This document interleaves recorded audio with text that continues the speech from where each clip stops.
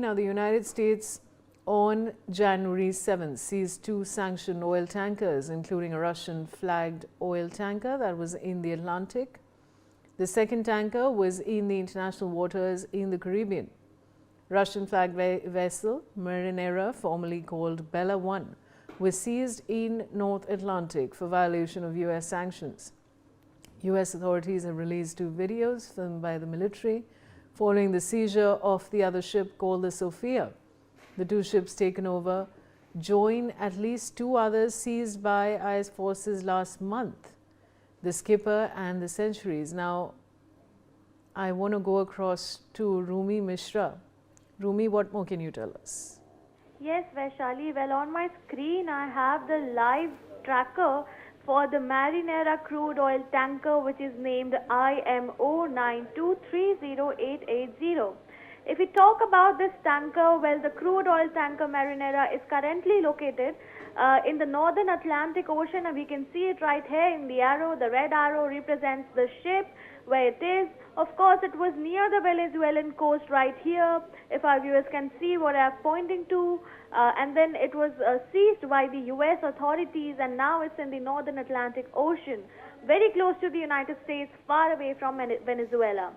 The tanker is currently sailing under the flag of Russia. Her length overall is 333 meters and her width is 60 meters. If we talk about details of this specific tanker, in fact, its MMSI number is 273276460. Its call sign is UAZE5. Its AIS transponder class is Class A. General vessel type is, of course, a tanker of hazard A, which is a major hazard.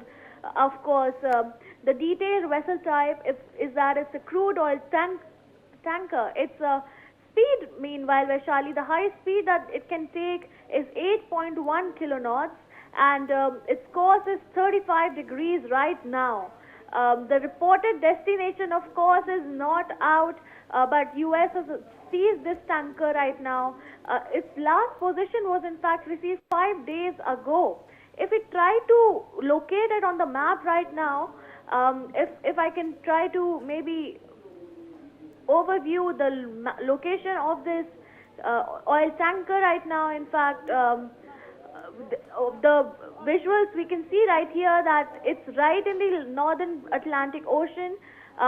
If we talk about the direction where it's headed towards the United Kingdom, which is, of course, kind of confusing and surprising. It's most likely to go to the US. It's close to New York and Boston, and that's all the updates we have so far. All right, I want to go back to Professor Madhav Nalapat. Now, Professor Nalapat, you know, what really is the US up to with seizing two sanctioned oil tankers and then, of course, releasing videos of it? What would you like to say?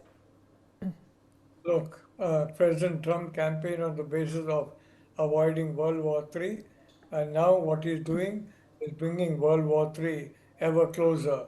The fact is that this is a humiliation for Russia, and the Russian leadership decides that they are going to retaliate. Now they're going to basically ensure that the attack vehicles, whether they're helicopters or aircraft, are brought down, and then that is going to basically escalate the situation very dramatically. Now the point is, you cannot get away with challenging the whole world. Russia, Venezuela, independent countries. So you have US law imposed on it. Supposing you have US law imposed on a domestic matter of India, will we accept it? Certainly not. Will we fight against it? Of course we will. So the reality of the situation is that if the Russians respond the next time around, one of their tankers is seized, then I think you will see a dramatic escalation, and the reality of the situation again is becoming very, very clear.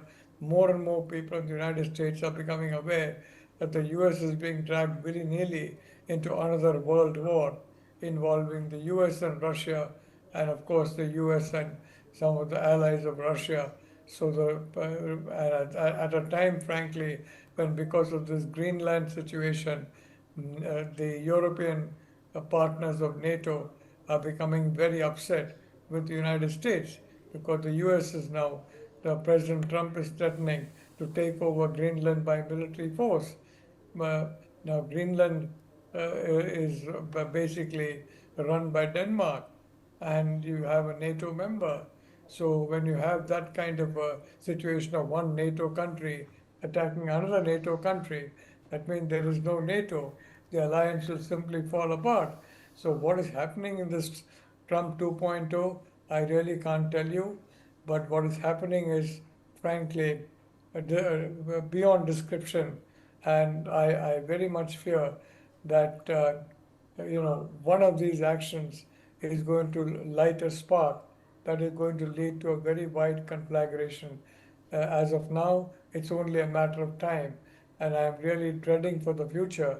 And I hope enough people in the United States, the US Senate, the US House of Representatives, including enough Republicans, understand the danger to their country and to global stability by these actions and take action through passing veto-proof steps to prevent the President of the United States from going to this kind of war without first getting their congressional consent. And I think that is a very necessary safeguard. And the sooner the US does it, the better. As I said, this is a country my wife and I love, and this is a country we've often visited. This is a country that, frankly, we see as our second home. And what's happening in our second home is a horror story, and a horror story that's being played out in real time in front of the international community, and everyone is in shock as to what's happening in the world's most powerful democracy. President Trump has got access to nuclear weapons, and frankly, Senator Kelly, a Democratic senator, Pete Hegseth, the defense secretary, has cut his salary, his pension, because he said that an illegal order should not be obeyed by the military. What's wrong with saying that? You cannot obey illegal orders, and yet he's had his pension cut, and that's angered US servicemen, both retired and present. So very honestly, the sooner that the US Senate and House of Representatives the sooner Supreme Court of the United States acts to prevent this kind of, sorry to say, this kind of reckless conduct, the better for their own country and the better for the rest of the world, Vaishali. Thank you. Professor Nalapad, do you see any retaliatory action in the future coming in from Russia at sea?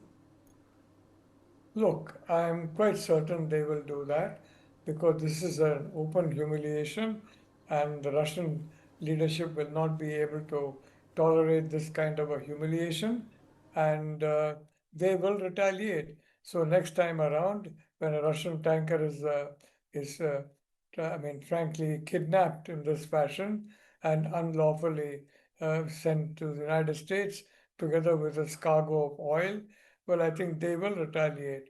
And when they retaliate, the situation will be much, much worse. Trump does not realize the escalation and the dangerous path he's leading America to. And I personally believe he has lost touch with reality, and he's functioning in a world of his own in which he's omnipotent and in which nobody can challenge him. And hence, he's saying the United States of America.